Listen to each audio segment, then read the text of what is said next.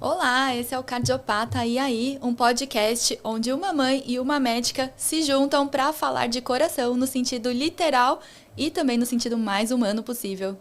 Eu sou a doutora Carol, eu sou uma cardiopediatra que acredita que cuidar é mais do que tratar, é sobre acolhimento.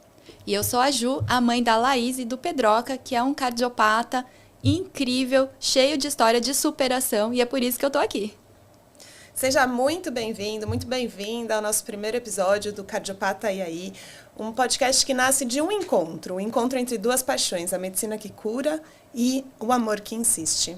Eu sou a doutora Carol, cardiopediatra apaixonada pelos pequenos corações, e esse espaço aqui é um espaço para a gente descomplicar o complexo, a gente trazer esperança com informação e criar uma ponte entre quem cuida e quem sente na pele.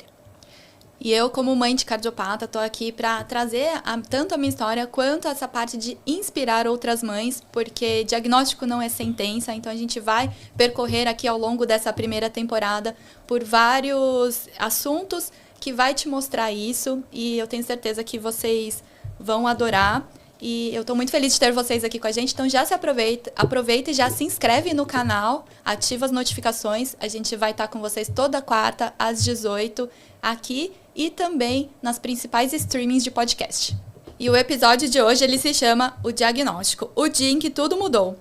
Porque é exatamente assim que a gente se sente, né? No dia em que recebe o diagnóstico, parece que o tempo para, os planos se desmoronam e a gente se pergunta, e agora? Nesse episódio temos a honra de conversar com a doutora Lilian Zardini, que é referência em diagnóstico fetal de cardiopatia congênita, e a gente vai trazer também depoimentos de médicos e mães que viveram esse momento de uma forma intensa. Doutora Lilian, muito obrigada, é uma alegria ter você aqui com a gente nesse primeiro episódio. E eu queria começar te fazendo uma pergunta. A gente sabe que o momento do diagnóstico, principalmente o diagnóstico fetal, ele é um momento muito desafiador, tanto para a equipe quanto para a família. É um momento de quebra de expectativas. A primeira vez que você faz um exame e esse exame vem alterado, como que você lida com esse momento de comunicar as famílias, os pais, que estão ali na expectativa de saber se está tudo bem com o coração e, de repente, a gente tem que redirecionar esse caminho e falar para eles que ali é o começo de uma jornada? De estar participando desse projeto incrível, vai ser muito sucesso, com certeza. E, claro, o momento do diagnóstico, ele é muito desafiador. Ele é um divisor de águas, na verdade, porque até então estava tudo indo bem, digamos assim, na gestação. E aí, quando nós, cardiopediatras, damos o diagnóstico através do ecocardiograma fetal, a gente, eu falo que se tivesse um jeito de eu delegar essa tarefa, sabe, de chamar alguém e falar assim, que vai lá e conta para esse casal que tem um diagnóstico difícil, eu confesso para vocês que eu faria, tá? Porque até hoje, 25 anos depois de formada, isso ainda me abala, isso ainda me atinge. Mas, ao mesmo tempo, eu falo assim, quer saber, o dia que parar de me atingir, o dia que eu criar uma casca grossa com isso, eu paro com a medicina, porque não é assim que eu sei lidar com os diagnósticos e com os meus pacientes, sabe? Eu gosto de viver a vida junto com eles. Então, como que é que eu faço, como que eu comunico um diagnóstico? Após o momento, então, do ecocardiograma fetal, eu tiro essa gestante da maca de exame, não dá pra gente dar um diagnóstico desse, né, Carol, né, Ju? Com a gestante com a barriga para cima ali, não é uma coisa à toa, você vai ter que olhar no olho da pessoa, você vai ter que explicar e se fazer entender, isso é o mais importante. Então, eu sento com elas, né, com o casal, com a gestante e o acompanhante na minha mesa e eu começo a conversa explicando, olha, eu encontrei uma alteração e ela é bem séria. Então, eu começo falando, né, já chamando da importância desse diagnóstico. E aí eu vou desenhando esse diagnóstico, eu vou explicando e falando o que a gente vai fazer. Porque nós temos condutas que podem ser dadas ainda em vida fetal, pontuais, mas a imensa maioria vai ser o preparo mesmo do parto no centro de referência, que vai fazer toda a diferença dependendo do tipo de cardiopatia. E é nesse momento, então, que o casal vai ter ali a noção de quão sério, de quão importante é esse diagnóstico e o que a gente vai fazer, então, para caminhar junto até o momento do nascimento, direcionando para o centro de referência. Acho que você tocou num ponto muito importante, né? Que o diagnóstico é sobre se fazer entender e não só sobre transmitir e jogar a informação. E a gente sabe que todo contexto faz diferença. O lugar onde a gente está, como a gente passa a informação, o momento da comunicação, ele é muito importante. E eu costumo falar que a hora que a gente fala que encontrou uma alteração, a gente continua falando, mas a cabeça... E aí a Ju pode falar melhor do que qualquer pessoa aqui. A cabeça da pessoa já entrou numa outra rotação. E se a gente não dá esse tempo do silêncio, de processar, fica muito difícil a gente conseguir estabelecer essa parceria e essa ponte, que no fundo é o nosso objetivo como profissional de saúde, ajudar, né? Eu acho que esse momento é um momento assim que cai a bomba mesmo ali naquele consultório, né? E... o papel de vocês de acolher e de explicar é muito fundamental, mas ali naquele primeiro momento, de verdade, eu acho que a gente não está conseguindo processar e entender o que vocês estão falando naquele primeiro momento, né? Eu falo que no dia do meu diagnóstico, parece que eu saí do meu corpo e eu estava assistindo lá de cima, assim, um filme, sem acreditar que aquilo era comigo e era com meu filho, né? Mas esse papel de acolhimento, acho que com certeza é fundamental. E é sobre, acho que, respeitar o tempo do outro. Entender que o tempo que a família vai precisar para processar aquele diagnóstico é diferente do nosso tempo, que às vezes precisa logo em seguida fazer um outro eco, atender um outro paciente. A gente precisa respeitar e a gente precisa individualizar esse cuidado. Porque senão acho que a gente pode tornar a experiência mais traumática. Eu tinha um professor que falava assim, não existe técnica de comunicação que transforma uma má notícia numa boa notícia. Mas a gente consegue transformar uma má notícia numa péssima experiência. Então, acho que é um cuidado que a gente tem que ter, né? Exatamente, a gente tem que tomar cuidado para não tornar ainda pior esse momento, que já é ruim por si só, né? Eu faço uma coisa também, sabe, Carol? Após esse primeiro momento, essa primeira explicação que eu dou, eu falo, olha, vocês agora vão para casa, vocês sabem que tem uma alteração, vocês vão digerir um pouco disso que eu falei, e aí vocês vão voltar para a nossa consulta de aconselhamento. Eu não faço tudo no mesmo momento, porque eu fiz, aliás, por muitos e muitos anos, mas o que eu percebia depois é que é isso que a Ju falou, né, que vocês comentaram, as pessoas não entendem, elas não entendem mais, elas não processam mais o que você está falando. Então, esse primeiro momento é o momento de comunicar, existe uma alteração, explica-lhe um pouco da anatomia, agora você vai para casa, você sabe que vai precisar de um cuidado, de uma cirurgia, de um nascimento em centro de referência, e nós vamos voltar, nós vamos retomar daqui 1, 2, 3 dias, quando você se sentir preparado, porque você vai me trazer as perguntas, as pessoas vão para a internet, gente, elas vão conversar com as pessoas e elas têm que ir mesmo. O nosso papel de profissional da saúde é triar tudo isso que eles trazem para a gente e dar a informação correta, porque vai ter coisa que eles vão ouvir que é verdade, vão ter coisas que vão ouvir que não procede. Então, nesse momento do aconselhamento propriamente, alguns dias depois do diagnóstico, as pessoas estão mais centradas, elas compreendem melhor o que você fala, por isso que não dá para despejar tudo num primeiro momento. A gente tem um quadro que se chama Na Pele de Quem Cuida, que a gente vai trazer depoimento de médicos expondo esse lado assim mais humano, né? Porque eu sei o lado da mãe de receber essa notícia, mas eu vejo o quanto é difícil também para o médico passar um diagnóstico desafiador, né, para a mãe, ainda mais uma gestante, né? Então a gente vai ouvir o depoimento agora do Dr. Fabrício Camargo, que ele é cardiologista pediátrico e ecocardiografista fetal e pediátrico, sobre esse momento de dar o diagnóstico. Bem, o que passa no meu coração nesse momento de dar notícia para essas famílias, primeiro é empatia, né? Preciso passar essa informação da melhor maneira possível, de uma maneira clara, sincera e demonstrando bastante respeito ao sentimento que eles estão passando nesse momento. Aqui ainda é uma sala de ultrassom, muitas vezes as pessoas não têm um lugar confortável para acomodar uma mesa, enfim, mas o que eu faço aqui na minha salinha no Hospital das Clínicas, diferente do consultório, enfim, né, normalmente aqui a gestante vai estar no escuro, né, com a barriga molhada de gel. Não é essa a melhor maneira para você falar com uma gestante que o filho dela tem algum tipo de cardiopatia. Então a gente acende bem a luz, tá? Enxuga a barriga, desce a enfermeira ali da maca, configura ela como se fosse uma poltrona, chama quem estiver acompanhando com ela, se ela estiver sozinha ou sem o marido aqui ainda, e eu tento fazer alguns desenhos. Pego uma prancheta para explicar como é um coração sem cardiopatia e um coração com cardiopatia,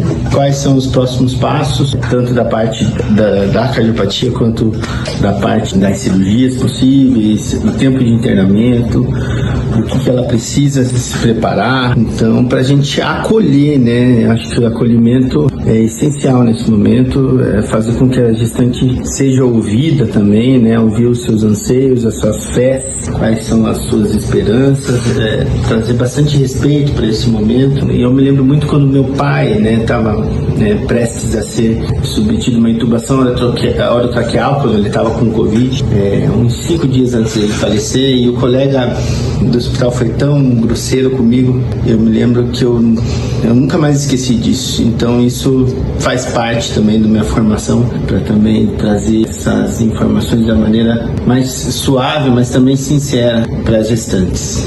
Forte abraço em todos. Obrigada, doutor Fabrício. Acho que ele tocou em pontos fundamentais, né? Que é esse ponto do nosso preparo para o momento da comunicação. Então, a comunicação da má notícia, do diagnóstico, no caso, ela começa quando a gente vai preparar o ambiente para que aquela família possa processar a informação. Ninguém consegue processar direito a informação, como ele falou, né? De barriga para cima, com gel na barriga, no escuro, sem olhar no olho. Isso é muito difícil. E isso é uma responsabilidade que a gente, como profissional de saúde, tem. Isso eu acho que também falta um pouco na formação do médico, né? Vocês podem falar um pouquinho como que é isso? Na formação de vocês tem essa forma de conversar com o paciente? Vocês aprendem isso ou é a vida que ensina mesmo? Olha, teve alguma coisa do áudio, eu não consegui ouvir o que o Fabrício falava, mas o Fabrício fez residência também lá no Hospital das Clínicas. Eu também fui residente no Hospital das Clínicas em São Paulo, e a gente, na verdade, tem modelos dos professores. Então, durante a graduação, eu tive professores nos quais eu me inspirei e me inspiro até hoje, né? A própria doutora Lilian Lopes, que foi minha chefe de residência, ela é realmente uma pessoa assim, que é minha referência, até hoje eu amo. Mas a gente também tem professores, é claro, a Carol pode falar aí, ao longo da graduação, que são modelos do que não fazer. Eles também são modelos, né, do que não fazer, de como não agir. Então, eu lembro de situações, eu era muito novinha na faculdade, eu olhava e falava, Deus, me ajuda a nunca ser como esse profissional aqui, né, ser tão desinteressado, então dar uma notícia de uma forma tão grosseira, tão deselegante. E é isso, eu acho que a gente tem que perceber isso para a gente buscar mesmo, dia após dia, essa forma de comunicação menos deletéria ao paciente, digamos assim. O jeito como eu aprendi na faculdade foi como você aprendeu, que a gente observa e fala assim, aqui eu gostei do que ele fez aqui já não tanto, mas aquilo para mim me angustiava, sabe? Eu falava assim, não é possível que seja assim. E aí que eu fui estudar cuidado paliativo. E quando eu fui estudar o cuidado paliativo, eu aprendi técnicas de comunicação, sobre como se comunicar de uma forma clara, como se comunicar num momento em que existe um conflito. E eu lembro que me bateu uma revolta de falar assim, como existe tanta técnica e ninguém nunca falou isso, como pode, sabe? Eu vejo que os currículos vêm incluindo cada vez mais, acho que a Lilian não teve essa oportunidade, eu não tive, mas é algo que eu levo muito para os residentes, sabe? Porque a gente aprende muito sobre como comunicar uma má notícia, por exemplo, um óbito. A primeira vez que eu aprendi, entre aspas, a comunicar um óbito, foi quando um paciente morreu, e aí a gente entra na salinha com a família e você fica ali quieto, o residente fica ali quieto como um cone no canto da sala e fica observando, e daí de repente o próximo é você que tem que fazer. E eu acho que isso é muito desumano com a família, porque o profissional não vem preparado, mas isso é muito desumano com o profissional de saúde também. Porque é um desamparo pra gente, a gente sabe que é um momento de dor, a gente acorda todo dia para fazer o melhor, para cuidar, e aí de repente você se sente impotente, você fala assim, nossa, eu poderia de alguma maneira ter sido instrumentalizado para fazer isso de uma maneira melhor, né? Então é um momento de sofrimento pra gente também. E essa falta de preparo do profissional vai impactar muito como a gente recebe essa notícia, né? Depois a gente vai ter depoimento de algumas mães que vai falar justamente sobre isso, né? Esse despreparo. E voltando um pouquinho sobre o diagnóstico, queria saber da doutora Lilian, por que é tão importante a gente saber o diagnóstico ainda na gestação, né? Vai poder fazer alguma coisa, vai mudar alguma coisa, saber na gestação, ou só vai trazer angústia para a mãe? Então assim, tudo na medicina, né? Quanto antes a gente souber, melhor a gente tem o tempo a nosso favor. Então, falando especificamente das cardiopatias, existem sim procedimentos fetais que a gente consegue fazer.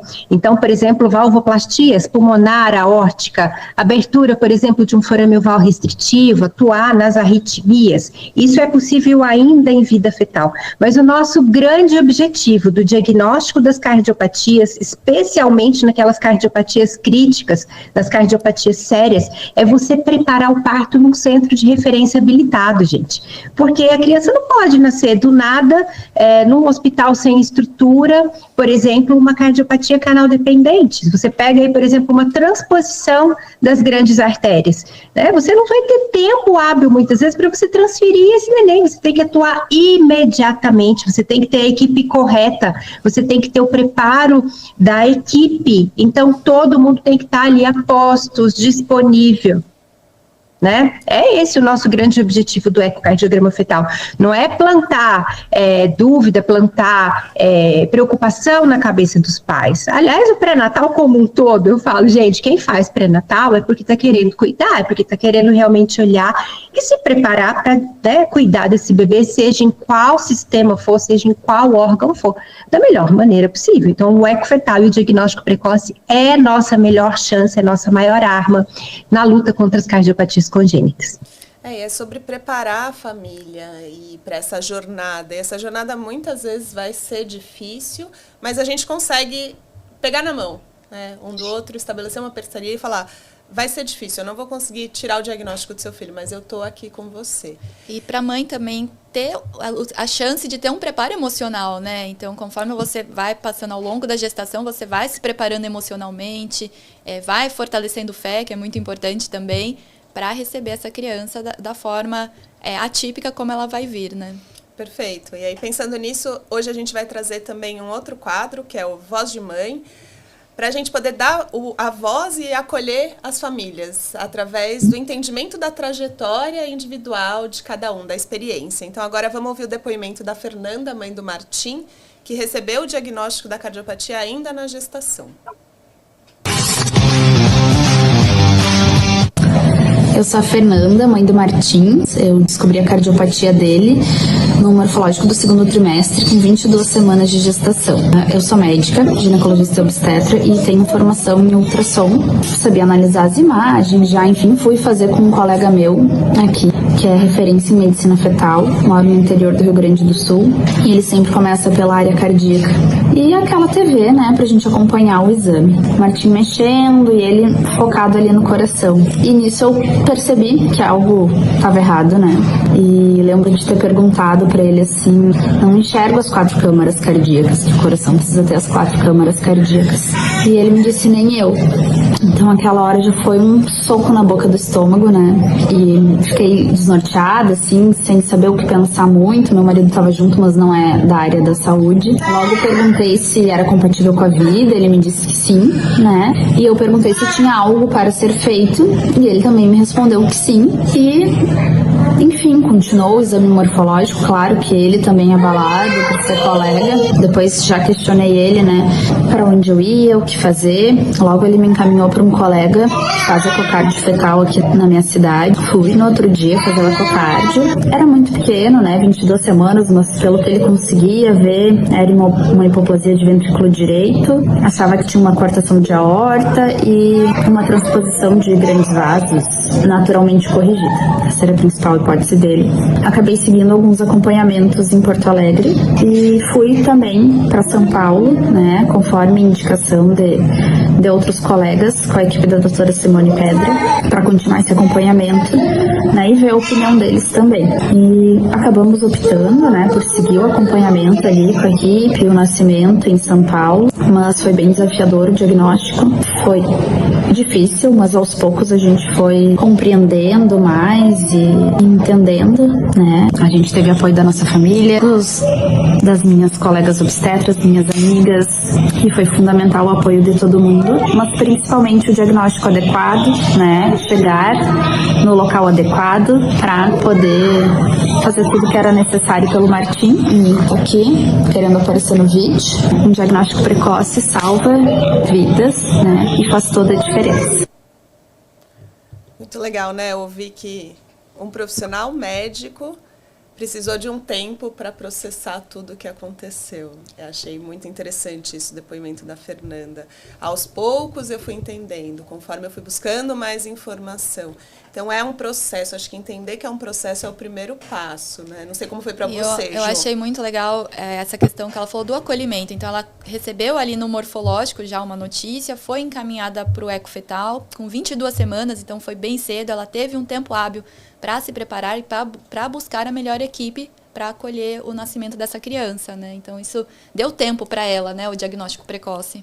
E eu costumo dizer que médico, já falei isso para você várias vezes, a relação médico-família, no nosso caso pediatra, ela é que nem casamento. Tem muita gente boa por aí, mas você precisa encontrar a tampa da sua panela, aquela pessoa que se comunica do jeito que você gosta, porque dentro da comunicação bem feita, existem estilos também. Tem gente que é um pouco mais assertivo, tem gente que prefere uma comunicação um pouco mais dócil, e eu acho que buscar outras opiniões, isso é um direito da família, e isso é algo que hoje em dia é muito mais acessível também, assim como a informação chega. E eu acho legal essa questão da gente poder dar esse match, né? Buscar alguém que tenha a sua carinha, o seu jeito de pensar, né? E é muito legal quando esse acolhimento acontece ali durante todas as fases, né, do morfológico, do eco, encaminhamento, e dá tudo certinho. A gestante tem esse tempo para se preparar. Mas nem sempre isso acontece, né? Então agora a gente vai ouvir ali o depoimento da Ana Luísa, mãe do Rodrigo, que ela não teve esse mesmo acolhimento que a Fernanda teve na hora do diagnóstico.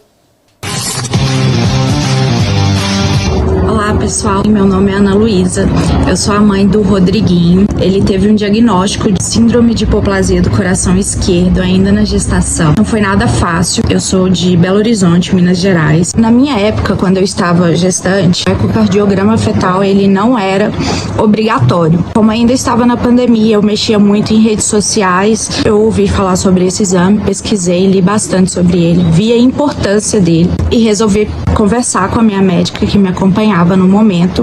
Ela, de certa forma, me desincentivou a realizar ele porque eu não tinha histórico familiar de cardiopatia. Meus exames estavam todos normais, meus morfológicos estavam normais. Ela falava que esses exames eles pediam muito em pessoas mais velhas, eu era jovem, primeiro filho, não tinha por que fazer.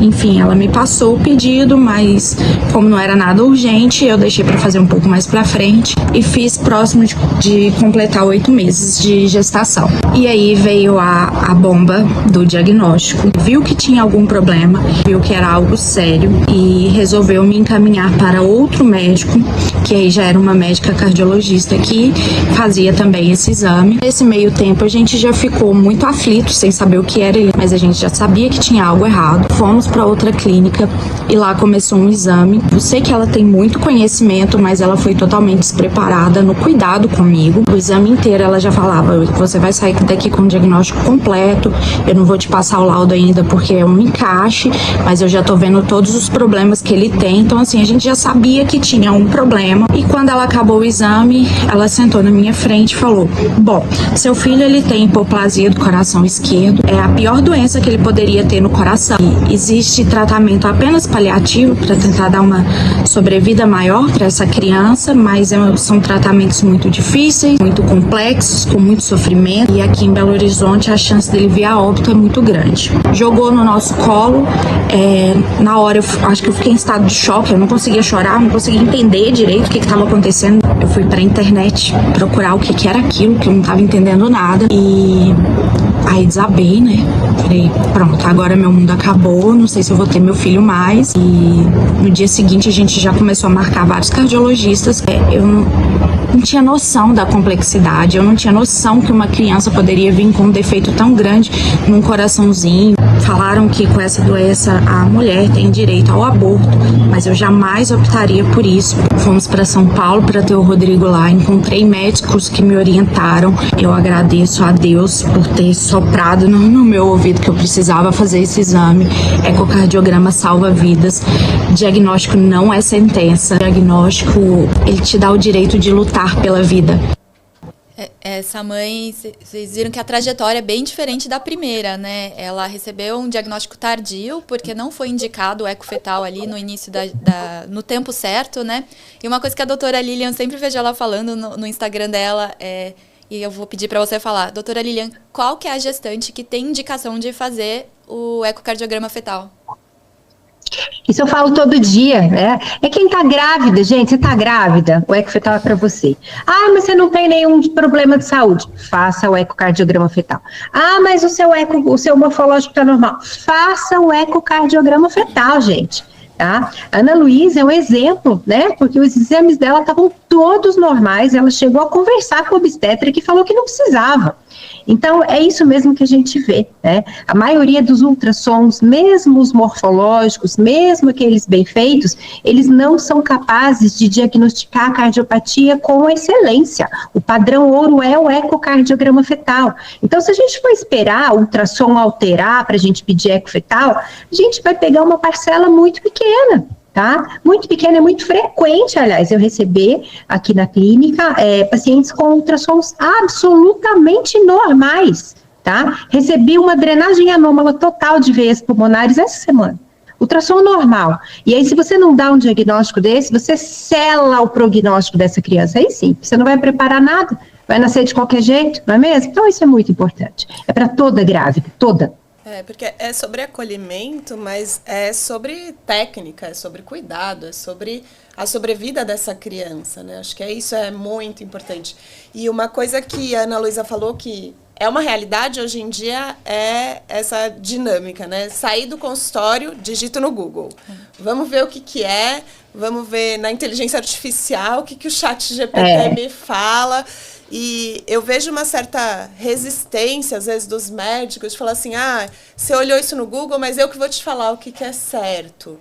Eu acho que o nosso papel tem que ser ressignificado um pouco. Você tocou um pouco nesse assunto lá no começo. A gente não é mais o detentor do conhecimento.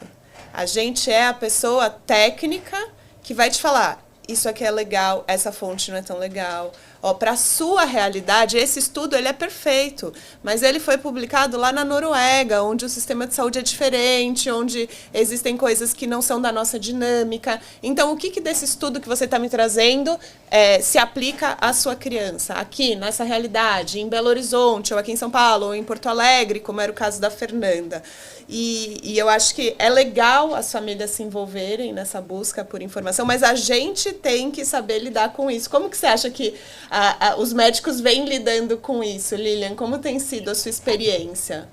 Olha, eu acredito que ainda andam lidando muito mal, mas é muito, né? A inteligência artificial, ela vem aí numa velocidade avassaladora e a gente precisa aprender da inteligência artificial ferramentas para ajudar no nosso dia a dia, né? O nosso andamento, digamos assim. Mas você, por exemplo, chegar, Carol, para uma paciente, como eu vejo, que elas me contam, tá? Elas falam assim, o médico deu o diagnóstico, falou assim que não é para eu ir para a internet, que ele é que vai falar. Isso não existe mais. A primeira coisa que o paciente vai fazer é procurar na internet. Então, nós precisamos ser abertos, nós precisamos ter uma atitude aberta, nós precisamos mudar a nossa cabeça, avançar, evoluir, tá? E ser realmente parceiro do nosso paciente, jogar junto com eles e não ficar bloqueando. Isso não pode, isso você não vai fazer. O paciente não é obrigado a seguir o que a gente fala. Né? A gente vai falar a nossa opinião, vai orientar como conduzir, como seria o melhor. Se o paciente não quiser, não é obrigado. Agora, proibir paciente de ir para a internet olhar, no meu ponto de vista, assim, não adianta E é muita pretensão, né, da gente dominar, assim, o conhecimento. Eu sou o que vai te guiar, eu sou o iluminado. Não existe isso, gente. Ninguém é dono da verdade. Já foi essa época, né? E é muito paternalista, né? Você fala assim, eu sei o que é melhor para você em termos de você processar a informação. Então, não vá para o Google. Para algumas pessoas vai fazer bem, para outras vai fazer mal. Eu acho que o que a gente precisa é estar lado a lado, né? E eu vejo que ainda muitos colegas têm dificuldade de ressignificar, de falar, ó, eu sou médico, mas eu e você vamos juntos buscar a informação. Não sou eu que vou te transmitir a informação. Eu sou a mãe a mãe do Google, do ChatGPT agora, né? Eu sempre busquei, é minha amiga. Eu busco muito, assim, artigos também, né? Por ser da área da saúde, então vou em fontes mais confiáveis. Mas eu também adoro o ChatGPT e dar uma conversada ali com ele. E eu acho muito legal, porque eu sempre encontrei médicos abertos a isso, né, com o Pedro e até com a doutora Carol, eu sempre falo assim, olha, eu vi com a minha amiga, eu até já falar, sua amiga chat, né, eu falei, eu vi com a minha amiga chat, isso do protocolo, o que você acha? Então a gente sempre tem essa conversa aberta e acho que isso é fundamental para os médicos que estão vindo agora, acho que eles são muito mais abertos a isso do que os médicos mais antigos. E vocês têm um papel que eu acho que é fundamental, que é de filtrar, né? Porque nem sempre a gente vai vir com uma informação que faz sentido, né? A gente, às vezes, fantasia também muito na nossa cabeça, né? Uma solução milagrosa. E aí, acho que entra vocês com esse papel de filtrar o que a gente leva, né? E de discutir. E, às vezes, o que a mãe falou faz sentido também. Vocês ainda não tinham pensado por esse ângulo, totalmente, né? Então, acho que é muito legal essa parceria mesmo. Eu ia falar exatamente isso. Acho que cabe a gente ter humildade de saber que a velocidade com a qual a informação está andando, a gente não vai conseguir processar tudo. E nada impede da família achar a informação antes da gente. E aí a gente tem que ter humildade de falar, você pensou antes do que eu, mas isso é perfeito para o seu filho. Porque, no fundo, é sobre isso. No fundo, é sobre cuidar melhor da criança. Não importa de onde veio a informação, desde que ela seja robusta, adequada para o paciente, a gente tem que abraçar. Vamos ouvir agora mais um Na Pele de Quem Cuida, com o Dr. João Gabriel, que é cardiologista pediátrico e ecocardiografista. Olá, eu sou o João Gabriel, sou médico cardiologista pediátrico e ecocardiografista infantil e fetal. Quando me pergunta quais são os sentimentos que passam quando a gente dá uma notícia, um diagnóstico de que pode mudar a vida de uma família, a primeira coisa na mente é de verdade o diagnóstico da cardiopatia ainda fetal. Por vezes algumas famílias vêm sem diagnóstico prévio, com exames ainda normais ali no pré-natal e são surpreendidos com o diagnóstico da cardiopatia. Nesse momento o primeiro sentimento é de verdade de empatia, de compaixão, de me colocar no lugar da família, por mais difícil que seja sentir a dor ou a frustração que eles têm nesse momento. Me colocar no lugar do próximo é um primeiro sentimento que me vem e me faz de forma mais humana lidar com esse momento. O segundo, de responsabilidade, a responsabilidade de ter um diagnóstico correto, de passar instruções corretas, de explicar para a família que cardiopatia é essa.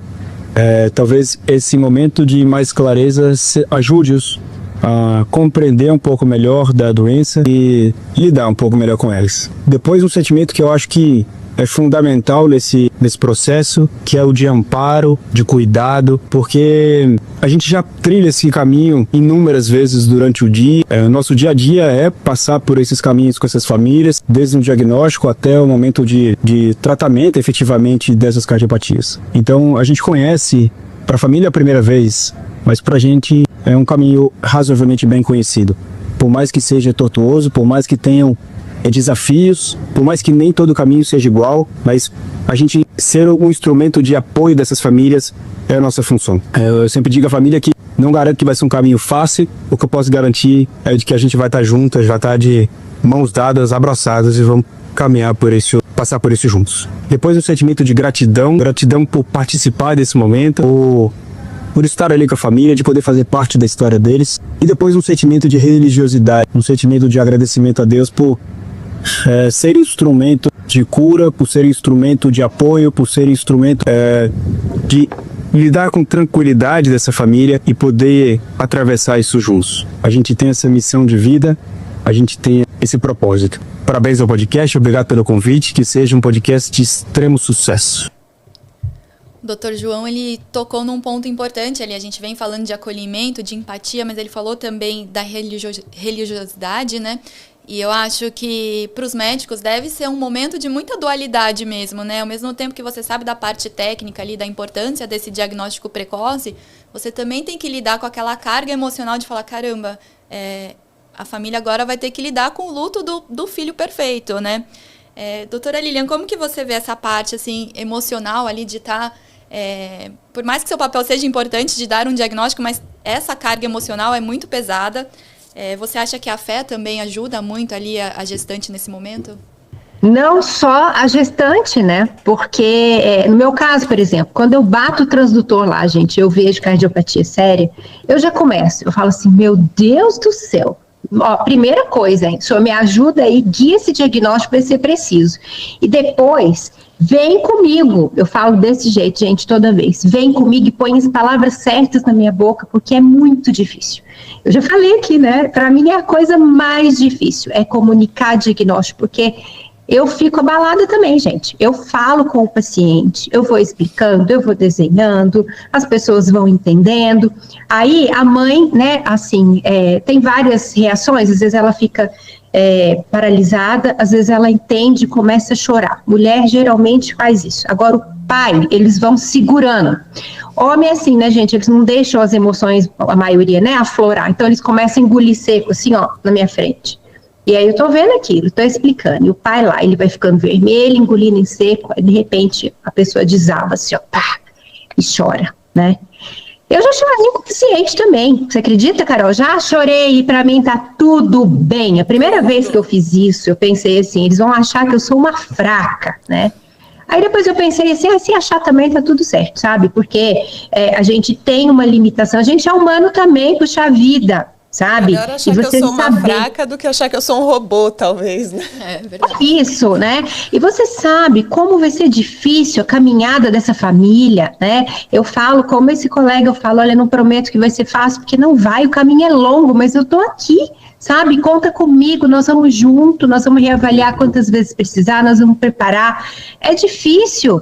E a pessoa que tem uma estrutura espiritual, seja qual for a religião, nós não estamos falando aqui né? Cada um acredita no que quer, mas ela tem uma base, ela tem uma coisa que ela pode se fortalecer, sim. Eu vejo isso de forma muito positiva, né? Eu acho que isso ajuda muito na hora do diagnóstico, você ter esse acolhimento do médico e você se sentir seguro e falar, não, é difícil, mas eu tô aqui, eu vou segurar na tua mão, a gente vai junto e eu vou te dar os passos e os caminhos. Então, para isso, para mim foi muito importante ter esse acolhimento.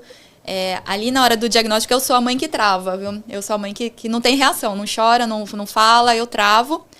E eu lembro que pro meu marido, ele tava junto, né? E para ele era tudo assim, muito simples. Ele não é da área da saúde, então ele fala assim, poxa, mas vai nascer, vai operar o coração e vai para casa, né? Então, talvez ele ser leigo também me ajudou, porque para ele era tudo muito simples. Eu complicava e ele descomplicava, né? Então, essa parceria também com meu marido foi importante, mas eu acho que a fé, sem dúvida, eu acho que foi o principal pilar para a gente conseguir se segurar e levar para frente da melhor forma possível. Eu penso que fé, religião talvez seja uma das traduções da fé. Não necessariamente precisa ser uma religião estruturada, mas eu acho que esse reforço da fé é independente da crença, porque nem sempre a crença do médico vai ser a mesma crença da família, vice-versa. Tem pessoas que não têm religião, mas desde que a gente reforce a fé no processo, a fé de que a gente está junto, a fé de que vai dar certo, eu acho que esse é um papel fundamental. Até porque nem sempre essas pessoas vão ter esse tempo para se preparar. A gente falou até agora de pessoas que tiveram o diagnóstico durante a gestação, com a ecofetal, mas às vezes isso vai acontecer depois do nascimento, seja para pessoas que não fizeram o exame ou para pessoas que fizeram o exame, mas que não tiveram um resultado adequado. E aí a gente vai ouvir agora de 2 médicos neonatologistas para entender como que eles lidam com a criança que chega na UTI e tem um diagnóstico neonatal. Vamos ouvir agora o Dr. Rafael e a doutora Raquel. Olá a todos, eu sou Rafael, sou pediatra e neonatologista, e aí a convite do podcast Cardiopata aí, conversar um pouquinho com vocês sobre a minha experiência nessa comunicação, nessa conversa com as famílias aí no diagnóstico da cardiopatia congênita, né? Então, como intensivista neonatal, costumo dizer que a gente trabalha em um ambiente de grande quebra de expectativa, né? Então, nenhum casal, quando tem a notícia da gravidez, da gestação, nem se passa na cabeça precisar do suporte, do apoio aí de uma UTI, não, né? E é bem comum que nossa UTI neonatal seja o primeiro contato que muitas pessoas tenham com algum ambiente de terapia intensiva na vida. A gente sabe que o ambiente da UTI em si, ele pode ser bastante intimidador, com muitos alarmes, muitas bombas, muitos sons. Então acho que é essencial para todo profissional de saúde que esteja envolvido nesse primeiro acolhimento às famílias, muita calma, muito carinho, muito respeito e o principal, empatia.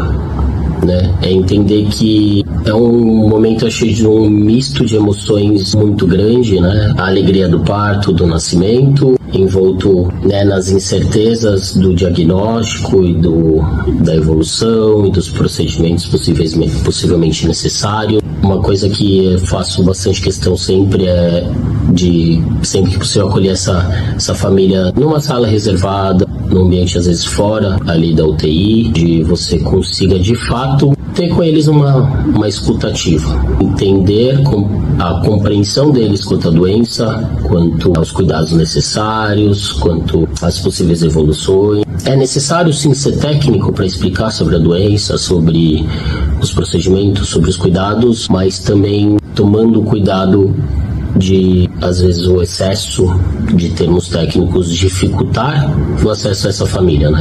É uma relação que com certeza vai ser construída ao longo de dias, semanas, às vezes meses. Então acho que esse primeiro momento é um momento de abraçar essa família, acolher essa família e a partir daí construir uma relação com ela no dia a dia.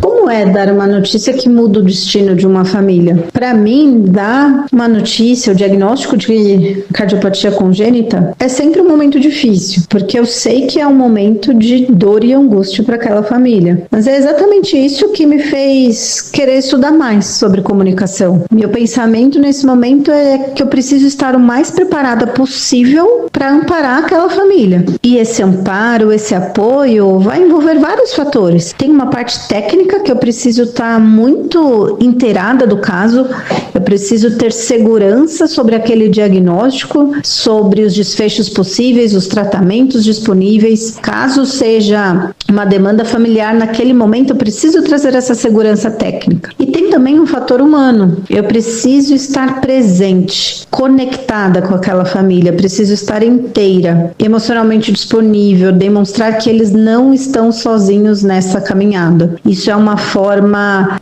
de já iniciar o meu cuidado. Acho que o que passa no meu coração nesse momento é uma sensação grande de responsabilidade, mas não uma responsabilidade pesarosa. Acho que é uma responsabilidade que inclusive faz parte, é a parte principal do ato médico, né? Responsabilidade pelo cuidado do outro. E no momento da comunicação difícil, ali já é uma grande oportunidade de iniciar este cuidado, de ser amparo e apoio do início dessa trajetória. Eu acho que é essa a sensação que me move a me preparar para esses momentos de uma notícia difícil.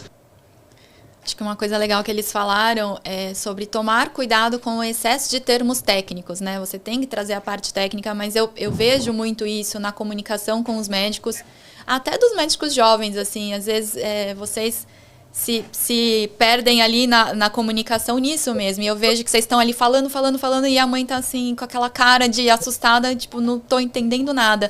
Porque eu vejo isso junto com meu marido. Às vezes eu tô entendendo tudo e meu marido tá com uma cara de interrogação. Eu falo, ele não tá entendendo. Então, o excesso de termos técnicos, eu acho que ainda precisa ser melhorado.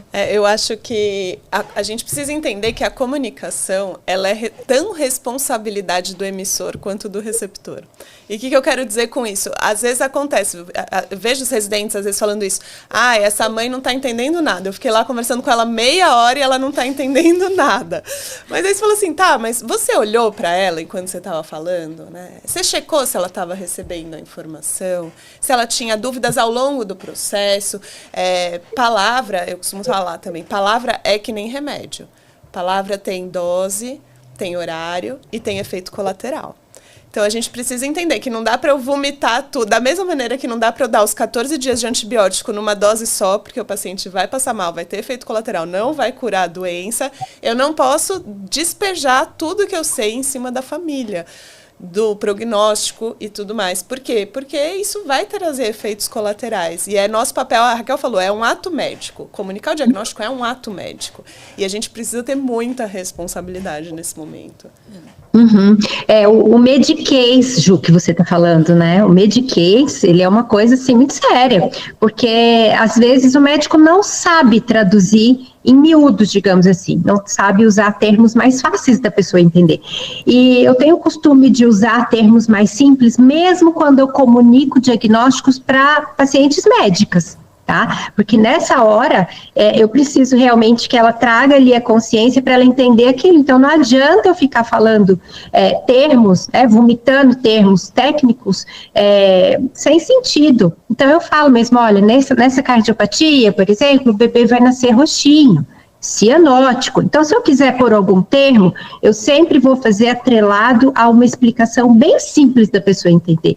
O que a gente precisa naquele momento é realmente ter essa compreensão, fazer com que o paciente compreenda para poder saber o que ele vai fazer daí para frente. E não mostrar um conhecimento técnico, científico vazio. Nesse momento aí, ele é importante, mas não é nem o que mais conta, nem de longe. O acolhimento, o caminhar junto, tem um papel fundamental.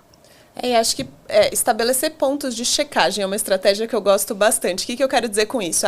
Você fala, solta uma informação. Você fala, o que você entendeu disso? Tá tudo bem até aqui? Posso continuar ou você tem dúvidas? Porque isso é um jeito de você dosar a informação. O quanto eu já te dei, já foi suficiente? Você está pronta para a próxima etapa? Não, eu preciso ainda elaborar isso aqui. Acho que essa é uma estratégia legal para os médicos que estão ouvindo a gente, para os mais jovens. É algo que, na minha percepção, funciona. Eu não sei o que você acha, Ju. Acho que sim. E o que a doutora Lilian falou, achei bem interessante. Assim, às vezes o próprio médico não sabe traduzir, né? Ele vem ali da formação técnica, né? E principalmente os médicos mais jovens, eu percebo isso. Então, acho que checar e se certificar de que a família está entendendo é fundamental, porque senão vira uma bola de neve, né? Eu canso de receber mães que falam assim, meu filho tem um problema no coração, ele tem um sopro e vai precisar operar. Eu falei, não, peraí, sopro, vai operar? Como assim? Eu falo, mãe, vocês têm que estudar, vocês têm que saber nome e sobrenome da cardiopatia deles e não ter medo de perguntar, né? Que às vezes a família tem medo. Mas eu vou perguntar pro médico, eu vou falar que eu não entendi, né? E às vezes acaba guardando aquilo e às vezes a mãe nem sabe o que a criança tem, né? Isso é muito sério. Eu recebo muitos casos assim no meu Instagram. Então eu falo para as mães, se empoderem, não tenham medo. Não entendeu, pergunta. Não entendeu, pergunta de novo. O médico tá ali para te traduzir. Fala, olha, doutor, não tô entendendo isso, né? E é um direito. Acho que isso é muito importante as pessoas saberem. E eu acho que é nosso papel também, como profissional de saúde, dar essa abertura e checar, porque é uma situação de vulnerabilidade para a família. E quando você está vulnerável, às vezes é difícil você ter voz.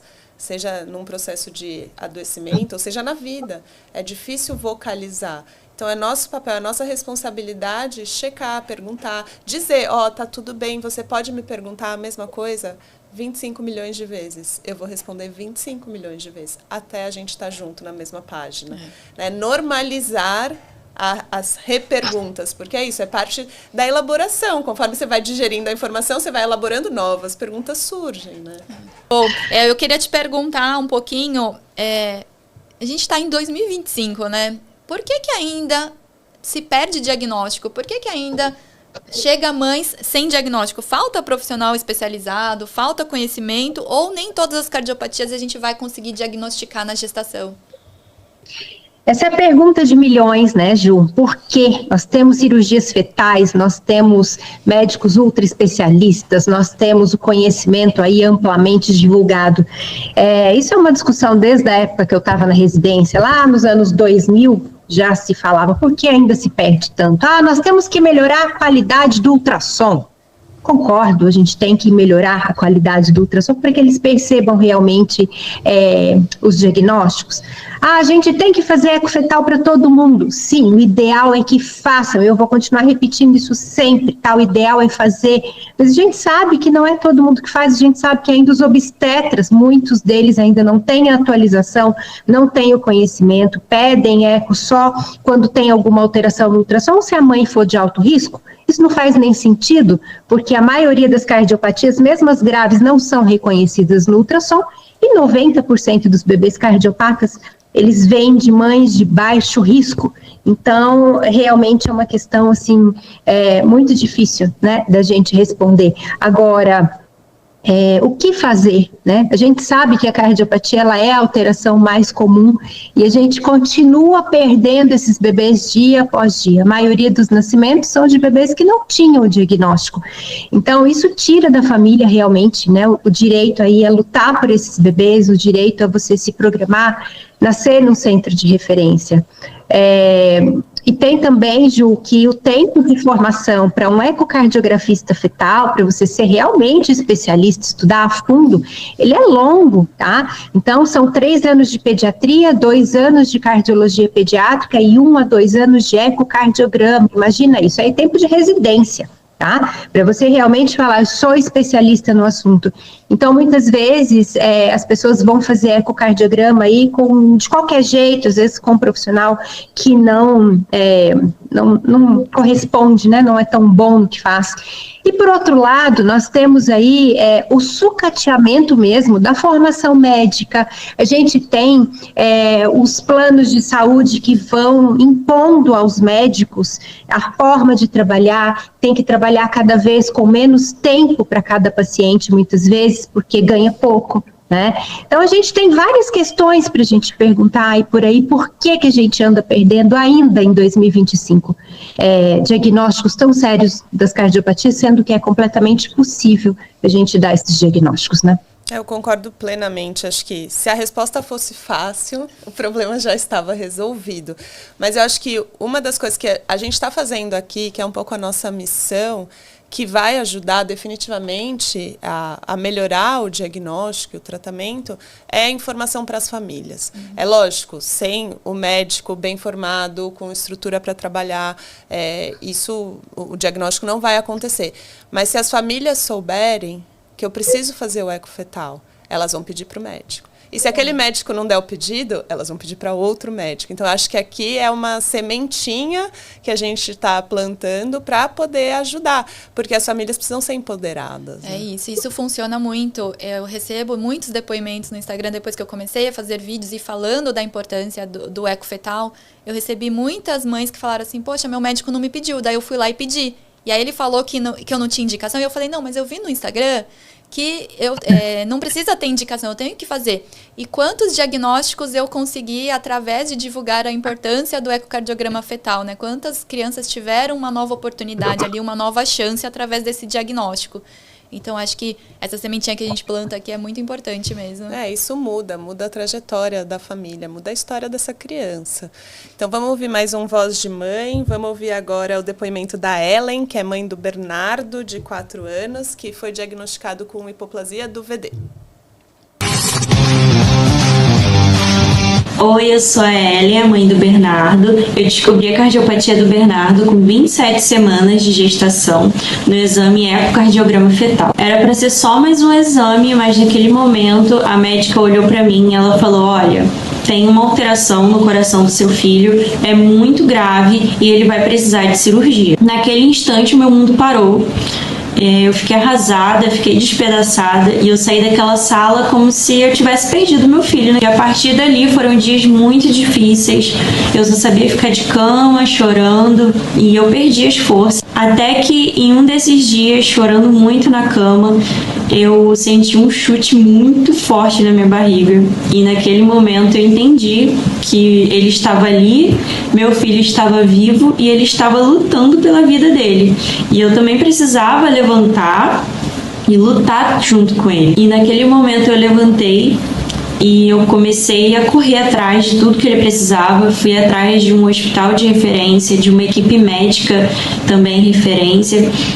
Tivemos que lutar com uma liminar na justiça contra o plano de saúde, e eu fiz de tudo para garantir que ele tivesse o melhor tratamento possível, e ele teve. Hoje o Bernardo está com 3 aninhos, ele já passou por 3 cirurgias no coração, ele enfrentou cada uma delas como um verdadeiro guerreiro, e quando eu olho para ele eu só vejo vida, alegria, vejo uma criança cheia de energia e cheia de vontade de viver. Aquele diagnóstico, ele partiu meu coração, sim, mas ele também me mostrou uma força que eu nunca imaginei que eu tivesse. E se eu pudesse voltar no tempo, eu diria para mim mesma, vai ser difícil, vai ter luta, mas vocês vão vencer. Porque aquele diagnóstico, ele não foi o fim, mas ele foi só o começo de uma vida cheia de alegria, cheia de vitórias e muita superação.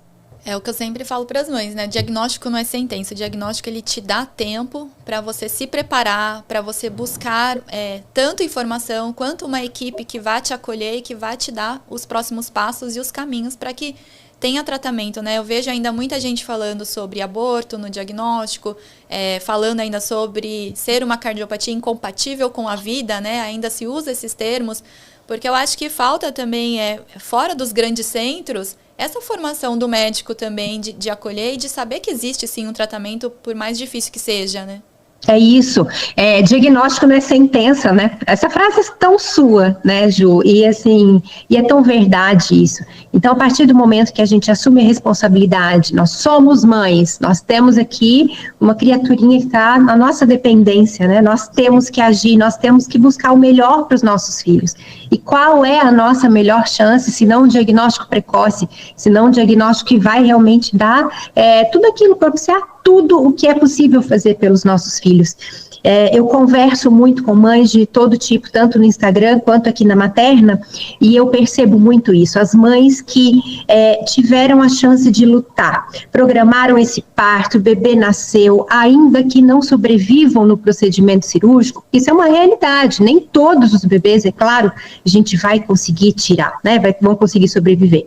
Mas mesmo assim, essas mães carregam um sentimento de missão cumprida. Elas falam, doutora, eu fiz tudo que eu podia pelo meu filho. Eu fiz tudo que eu podia.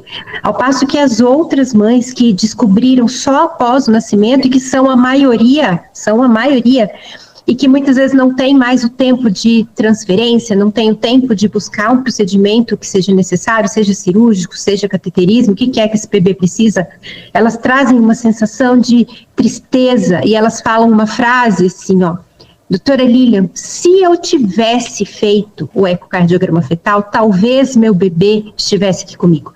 Aí eu falo o seguinte para elas, eu falo assim, põe paz no seu coração. Põe paz no seu coração, você não tinha como saber, né? Às vezes a pessoa nunca tinha ouvido falar do ecocardiograma fetal e o obstetra não pediu. E eu falo mais uma coisa, eu falo, o se, ele não existe.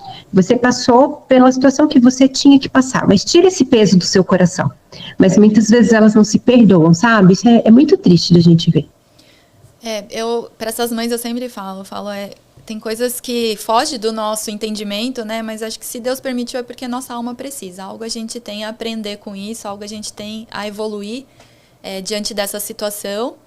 Mas eu acho que você ter essa oportunidade de ter um preparo, né? Mesmo com o diagnóstico que eu falo, antes de qualquer diagnóstico, você está tendo um bebê, né? É seu filho, é um bebezinho que precisa de acolhimento, que precisa de amor, de carinho, que precisa de enxoval, que precisa de quartinho. Então, assim, não viva o diagnóstico, né? Viva a gestação, viva o seu bebê. Claro que com todos os cuidados que o diagnóstico vai vir ali junto, mas viva a tua gestação também, né? Acho que isso é fundamental. E acho que isso é parte da nossa função também como profissional de saúde. Dentro de uma gestação que tem uma alteração, seja uma cardiopatia ou seja qualquer outra coisa, lembrar essa mãe que ela está grávida e que tem vida e que ela tem que curtir e tem que fazer ensaio de gestante. Exatamente. Tem que fazer o quartinho, tudo mais, porque isso é parte do processo de maternagem, que é muito importante em termos de ressignificar todo esse processo. Porque se a gente fica batendo muito só na tecla da cardiopatia, a gente acaba privando essa gestante de um monte de outras experiências. É verdade. Uma coisa que eu fiz que foi bom pra mim, eu nunca vi ninguém fazendo, mas eu não contei pra ninguém do diagnóstico. Então, quando a gente recebeu o diagnóstico, só eu e o André sabia. E pra gente foi bom porque, conforme a gente ia indo fazer os ecos e via que não estava melhorando, não estava, que seria cardiopata mesmo, acabava ali naquele momento, né? Eu não precisava suprir a expectativa de nenhum familiar, de ninguém, de não tá melhorando, né? E porque a gente passou por um processo também de dificuldade de engravidar, eu não queria trazer essa energia do pesar, falar assim, poxa, eles demoraram tanto para engravidar e agora engravidaram de um cardiopata que talvez não sobreviva, né? Então eu não queria trazer essa energia de pesar para a gestação. E foi ótimo, porque eu vivi a minha gestação pleníssima, como se nada tivesse acontecendo. Eu falo, às vezes parece que eu dei de louca, mas funcionou. Funcionou na carga emocional e foi muito bom, assim, foi uma decisão bem acertada. E para cada um vai ser de um jeito, para você foi bom assim, para outra pessoa às vezes contar, conforme você vai contando, você vai elaborando. Eu acho que o que é importante é a gente normalizar que para cada um uma trajetória vai fazer sentido a partir do momento do diagnóstico e que aquela mãe, aquela família tem o direito de traçar a sua trajetória da melhor maneira possível e para a gente, profissional de saúde, a nossa missão é apoiar, ser a rede de apoio ali para sustentar essa trajetória da melhor maneira que for para aquela família, porque não tem dois iguais. Não, da mesma maneira que não tem duas anatomias iguais na cardiologia pediátrica, não tem um chapéu que cabe em todas as cabeças, a gente precisa individualizar. É verdade. E aí que tá o legal, né, Carol? A gente vai aprendendo tanta coisa diferente ao longo de tantos anos aí de medicina, e isso é o mais legal, é a gente sair de manhã e falar assim, vamos ver o que é que o dia vai me trazer hoje, né? Quais as famílias, o que é que eu vou ter que mostrar aqui, falar aqui. Isso para mim, assim, eu sou feliz com a medicina todo dia, porque ela propicia isso pra gente, né? Então, viver as histórias, viver os momentos difíceis, sim, que a gente tem que estar preparado, que faz parte. Mas o bom é não ter receita de bolo, né? Porque aí a gente vai desenvolvendo, a gente vai aprendendo junto com o nosso paciente e vai caminhando. Isso é muito legal. É sobre o encontro, né? A medicina, para mim, é muito sobre o encontro e a conexão. É isso. Bom, receber um diagnóstico nunca é fácil, nunca vai ser. Acho que tanto receber, e agora a gente viu que também dar o diagnóstico, né, também não é fácil. Mas acho que descobrir que a gente não está sozinho, que tem gente que entende, que vai nos orientar, nos acolher, pegar na nossa mão, eu acho que muda tudo. Acho que esse acolhimento dos médicos é fundamental. Então, para os médicos que estão ouvindo, invistam nisso, né, em melhorar a comunicação, em ter uma comunicação mais assertiva e mais acolhedora e empática com as famílias, porque isso vai fazer total diferença ali para receber esse diagnóstico. Queria agradecer a doutora Lilian por participar aqui com a gente, por tanta generosidade e clareza aí na explicação. Obrigada mesmo. E pela paciência aí, porque é o nosso primeiro episódio, né? Mas deu tudo certo. Adorei, eu que agradeço de novo o convite, gente. Espero sim que esse podcast seja um sucesso, né? Não só esse episódio, como todos os outros que virão. É um serviço é uma prestação mesmo de utilidade pública que vocês estão fazendo, pelo bem da saúde, pelo bem de tantos bebês que vão ter diagnóstico a partir dessas conversas que vocês vão ter. E é isso, gente. Então, desejo muito sucesso. Obrigada, viu? Obrigada a você. Eu queria agradecer também as mães e os profissionais que compartilharam as experiências aqui com a gente, porque isso é muito alinhado com o que a gente quer para o nosso podcast. É sobre histórias reais, é sobre trajetórias reais, é sobre conexão e é sobre informação. Então, acho que essa mistura vai dar um caldo bom pra gente. Vai sim. O diagnóstico, ele assusta, mas ele também desperta muita coragem na gente, né? A gente descobre uma força que a gente nem sabia que a gente tinha, né? E acho que esses nossos bate-papos vai trazer também essa força que as mães precisam também para enfrentar tudo isso.